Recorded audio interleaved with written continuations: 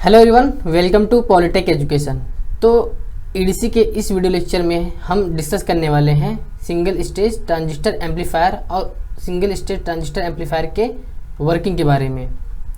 तो ईडीसी में जो आपका फर्स्ट चैप्टर है सिंगल स्टेज ट्रांजिस्टर एम्पलीफायर, उसमें हमने फर्स्ट टॉपिक को डिस्कस कर लिया था। तो जो सेकेंड टॉपिक था आपका सिंगल स्टेज ट्रांजिस्टर एम्पलीफायर, तो इस वीडियो लेक्चर में हम डिस्कस करने वाले हैं सिंगल स्टेज ट्रांजिस्टर एम्पलीफायर और उसके वर्किंग के बारे में। तो सिंगल स्टेज ट्रांजिस्टर एम्पलीफायर क्या होता है? तो जब एम्पलीफायर सर्किट में लो सिग्नल के एम्पलीफिकेशन के लिए सिर्फ एक बीजीटी का यूज किया जाता है, तो उससे जो सर्किट बनता है उसे हम सिंगल स्टेज ट्रांजिस्टर एम्पलीफायर कहते हैं। तो जब एम्पलीफायर सर्किट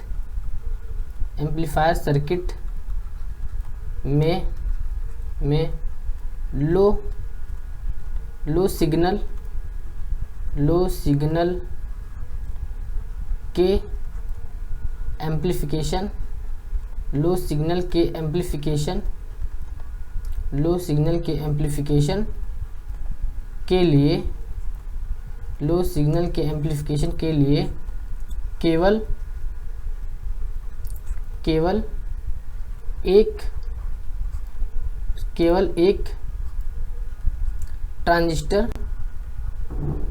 एक ट्रांजिस्टर का यूज किया जाए तो उसे सिंगल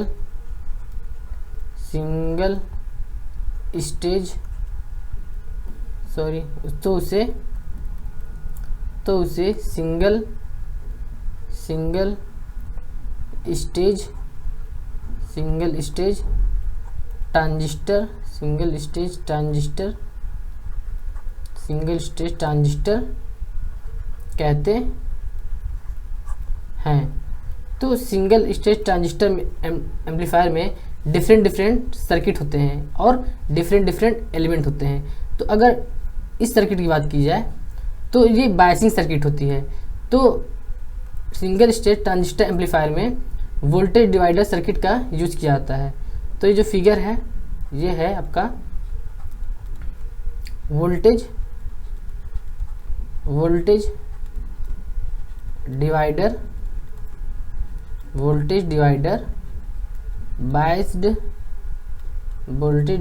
बायस्ड सर्किट। तो सिंगल स्टेज ट्रांजिस्टर एम्पलीफायर में single stage transistor amplifier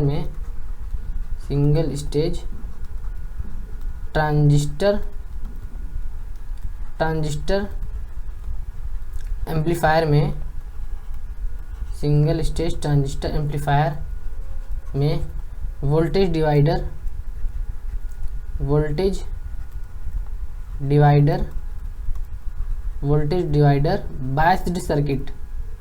voltage divider biased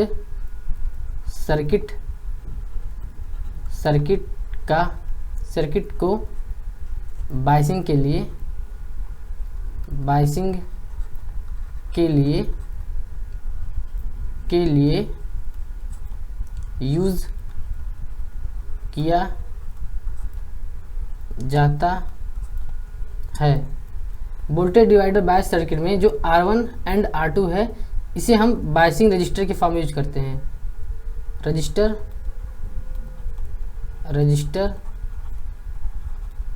R1 and R2 biasing register के फॉर्म में बायसिंग रजिस्टर के फॉर्म में यूज किया जाता है। तो सिंगल स्टेज ट्रांजिस्टर एम्पलीफायर में बायसिंग सर्किट के अलावा और कौन कौन से एलिमेंट होते हैं? स्टेज ट्रांजिस्टर एम्पलीफायर में बायसिंग सर्किट के अलावा कपलिंग कैपेसिटर होते हैं जो सी इन और सी या सी आउट जो होता है इसे हम कपलिंग कैपेसिटर कहते हैं। तो एम्पलीफायर में दो कपलिंग कैपेसिटर का यूज़ किया जाता है। एम्पलीफायर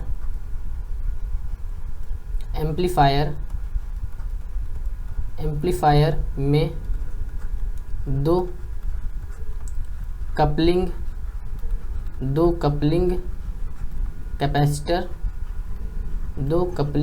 कैपेसिटर सी इन जो इनपुट साइड पे लगा होता है और सी आउट जो आउटपुट साइड पे लगा होता है होते हैं। ये कपलिंग कैपेसिटर करते क्या हैं? कपलिंग कैपेसिटर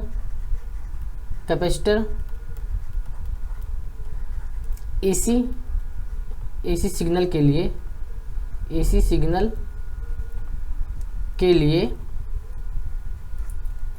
के लिए शॉर्ट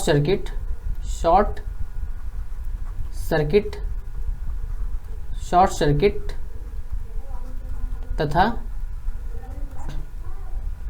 डीसी के लिए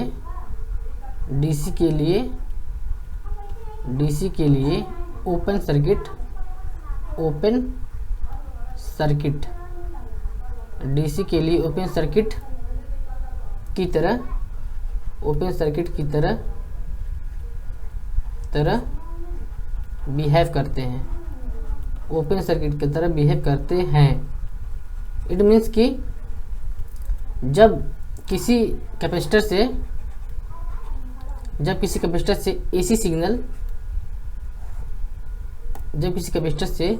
एसी सिग्नल पास होती है तो जो कैपेसिटर होता है वो एसी सिग्नल के लिए ये शॉर्ट हो जाता है, मतलब शॉर्ट सर्किट की तरह बिहेव करता है। तो ये एसी को पास करता है। शॉर्ट सर्किट मीन्स कि ये एसी को पास करता है। अगर कैपेसिटर के क्रॉस हम किसी डीसी सिग्नल को कनेक्ट करें तो ये डीसी के लिए ओपन सर्किट की तरह बिहेव करता है। ये है हमारा ओपन सर्किट। इट मीन्स कि ये डीसी को ब्लॉक करता है। ये डीसी को क्या करता है? ब्लॉक करता है। इसलिए इसे हम क्या कहते हैं? इसलिए कपलिंग कैपेसिटर को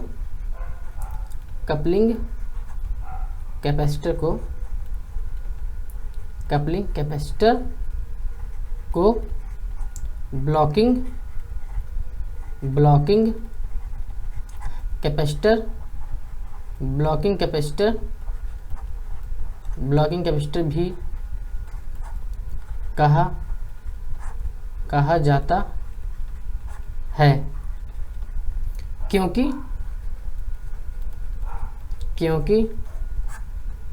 कैपेसिटर एसी सिग्नल को पास तथा डीसी सिग्नल को ब्लॉक करता है। डीसी सिग्नल को ब्लॉक करता है। तो जो इनपुट पे कपलिंग कैपेसिटर होता है ये क्या करता है? ये एसी सिग्नल को पास करता है और जो वीसीसी जो बायसिंग सप्लाई के लिए हम वीसीसी यूज़ करते हैं उसको इनपुट पे आने से रोकता है। अगर आउटपुट की बात करें तो आउटपुट पे भी एक कपलिंग कैपेसिटर होता है जो एसी सिग्नल को पास करता है और जो डीसी सिग्नल होता है उसको ये ब्लॉक करता है, मतलब आउटपुट पे जाने से डीसी सिग्नल को ब्लॉक करता है। इसमें एक सीई जिसे हम बाईपास कैपेसिटर कहते हैं उसको भी यूज किया जाता है। तो बाईपास कैपेसिटर को हम सीई से रिप्रेजेंट करते हैं। बाईपास कैपेसिटर को हम सी से रिप्रेजेंट करते हैं। जो बाईपास कैपेसिटर होता है वो एमीटर रजिस्टर के पैरेलल में होता है। तो amplifier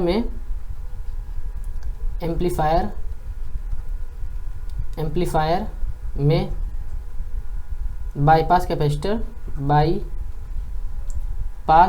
bypass capacitor bypass capacitor CE को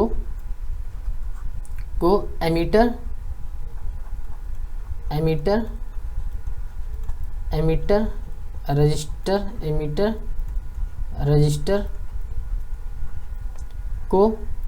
रजिस्टर के पैरेलल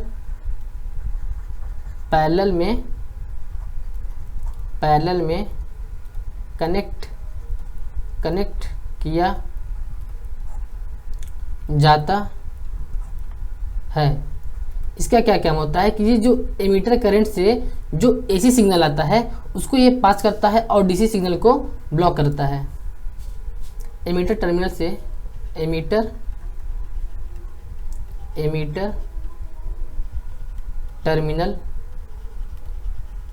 टर्मिनल से फ्लो होने वाली एसी सिग्नल को पास करता है। अगर हम बाईपास कैपेसिटर का यूज़ ना करें तो इससे हमारे सिंगल स्टेज ट्रांजिस्टर एम्पलीफायर पे क्या इफेक्ट पड़ता है। अगर हम बाईपास कैपेसिटर का यूज ना करें, अगर हम सीई कनेक्ट ना करें तो क्या होता है कि जो एमीटर और बेस, मतलब बेस और एमीटर के बीच का जो पोटेंशियल डिफरेंस होता है वो कम होने लगता है, जिसको हम VB से लिखते हैं। ये होता है VB माइनस VE, या इसे VB minus IE into RE। तो जब हम C को कनेक्ट ना करते हैं तो VBE का मान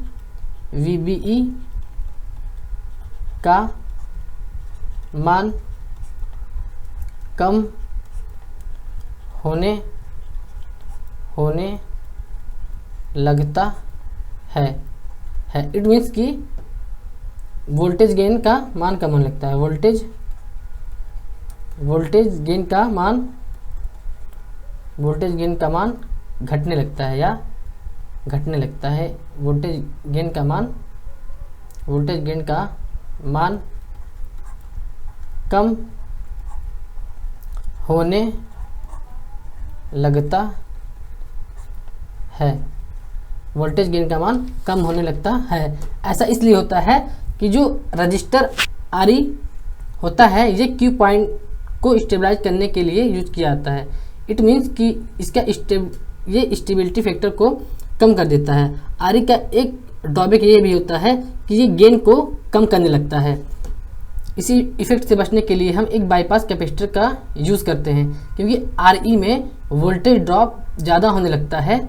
वोल्टेज ड्रॉप होने के कारण VEB का मान ज़्यादा होता है। तो VB का मान जब ज़्यादा होता है तो VB का मान कम होने लगता है। VE का मान ज़्यादा होगा तो VB का मान कम होने लगता है। इससे जो वोल्टेज गेन है उसका मान कम होने लगता है। तो इससे बचने के लिए हम एक बाईपास कैपेसिटर का यूज़ करते हैं जो AC सिग्नल को पास करता है। अब बात करते हैं सिंगल स्टेज ट्रांजिस्टर एम्पलीफायर की। तो ये फिगर है हमारा फिगर है सिंगल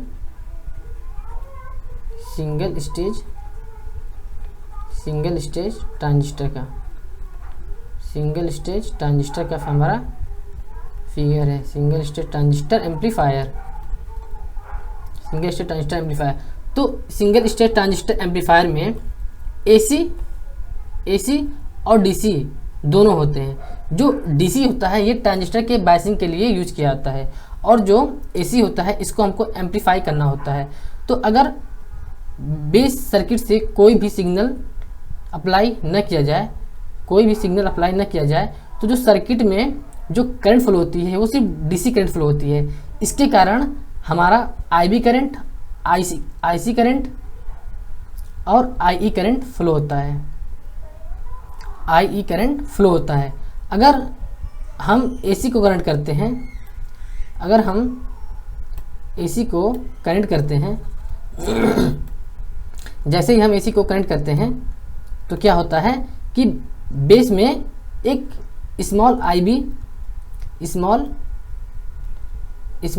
आईबी करंट फ्लो होने लगती है।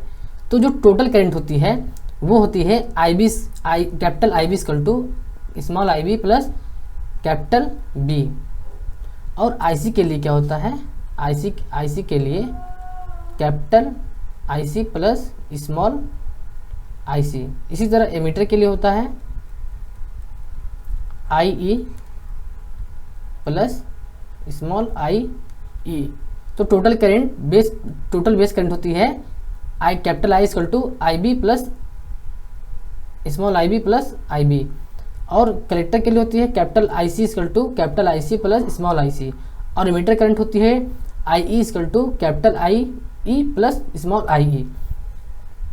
तो अगर बात करें कि ट्रांजिस्टर में क्या क्या होता है, तो ट्रांजिस्टर में होता है हमारा एक R1 एंड R2 जिसे हम बाइसिंग रजिस्टर बोलते हैं, बाइसिंग रजिस्टर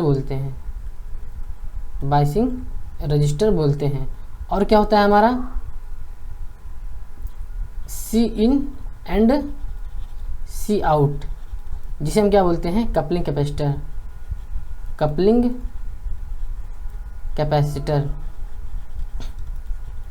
इसे हम कपलिंग कैपेसिटर बोलते हैं। और क्या होता है हमारा एक सीई होता है जिसे हम बाईपास कैपेसिटर बोलते हैं, बाईपास कैपेसिटर। ये सब हमारे सिंगल स्टेज ट्रांजिस्टर एम्पलीफायर के एलिमेंट होते हैं। और एक होता है हमारा प्लस VCC, इसे हम बोलते हैं बाइसिंग डीसी सप्लाई, और जो हमारा ट्रांजिस्टर होता है वो कनेक्ट रहता है कॉमन एमिटर कॉन्फ़िगरेशन मोड में। ट्रांजिस्टर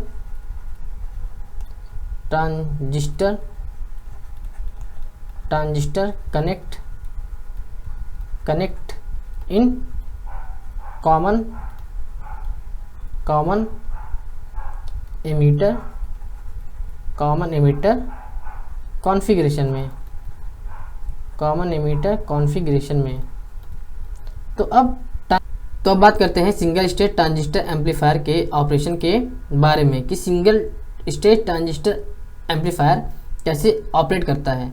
तो जब कोई सिग्नल एमीटर और बेस जंक्शन पर अप्लाई करते हैं तो बेस और एमीटर के बीच का जो वोल्टेज डिफरेंस होता है ये चेंज होने लगता है।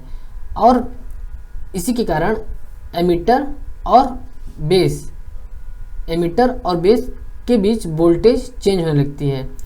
इसी कारण जो एमीटर करंट और कलेक्टर करंट होती है ये भी चेंज होने लगती है। तो जो कलेक्टर करंट होता है इसको हम रिप्रेजेंट करते हैं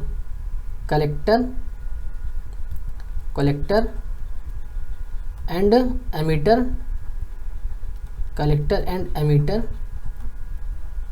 एंड एमीटर वोल्टेज जो होती है, वोल्टेज से रिप्रेजेंट करते हैं VCE। ये होता है हमारा VCC minus IC into RC। इसमें जो VCC होता है ये हमारा फिक्स्ड होता है, तो जब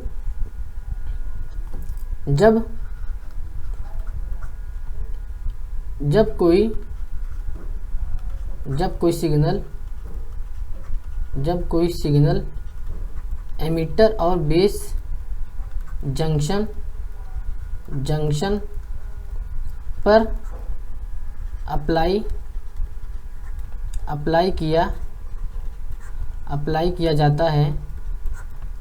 किया जाता है तब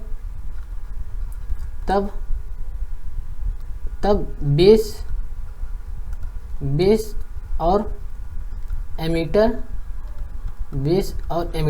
के बीच वोल्टेज चेंज होने लगती है, जिसके कारण जिसके कारण कलेक्टर करंट IC और एमीटर करंट IE भी चेंज होने लगती है। तो जब IC और RE कम होने लगते हैं तो जो VCE होता है ये भी हमारा कम होने लगता है। मतलब जब AC सिग्नल के positive half cycle AC signal के पॉजिटिव हाफ साइकिल के लिए फॉरवर्ड वोल्टेज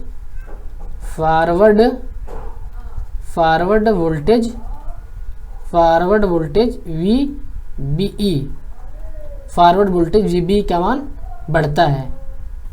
इसी के अकॉर्डिंग बेस करंट और कलेक्टर करंट भी बढ़ती है, जिसके कारण IC इंटू RC का मान भी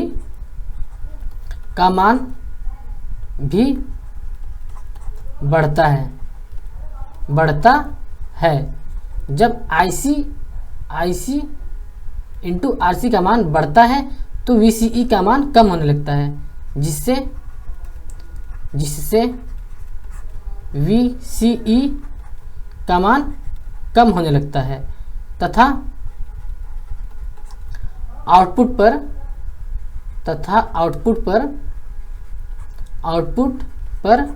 निगेटिव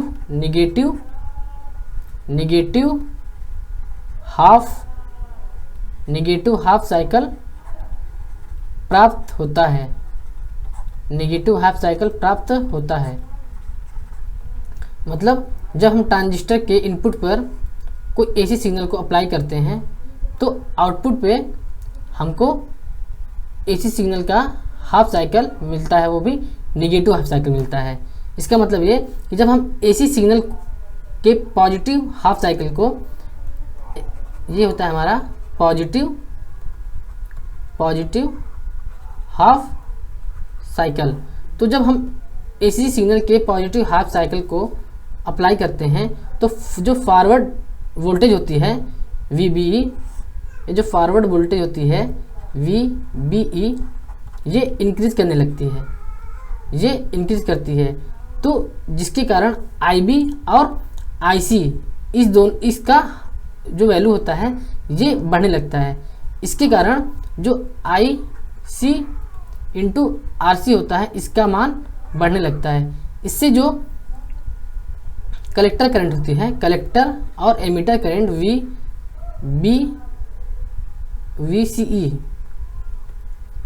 VCE इसका मान जो होता है ये कम होने लगता है तथा आउटपुट पे हमको एक निगेटिव हाफ साइकिल प्राप्त होता है।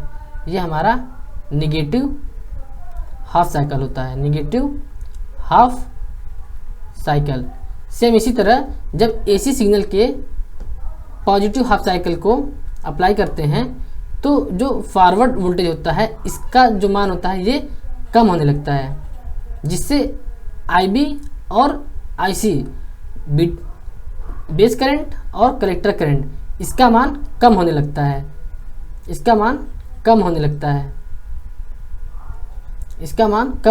जिससे IC और IC इंटू RC इसका मान भी कम होने लगता है, जिससे जो कलेक्टर और एमीटर करंट होती है ये बढ़ने लगती है, जिससे हमको आउटपुट पे हमको क्या मिलता है, पॉजिटिव हाफ साइकिल मिलता है। तो ये होता है हमारा सिंगल स्टेज ट्रांजिस्टर एम्पलीफायर का ऑपरेशन, कि जब हम किसी सिंगल स्टेज ट्रांजिस्टर एम्पलीफायर के इनपुट पे एक AC सिग्नल को अप्लाई करते हैं तो आउटपुट पे जो हमको AC सिग्नल मिलता है, इनपुट और आउटपुट के बीच 180 डिग्री का फेज डिफरेंस हमको देखने को मिलता है। तो इस वीडियो लेक्चर में इतना ही। नेक्स्ट वीडियो में हम बात करने वाले हैं एच पैरामीटर की।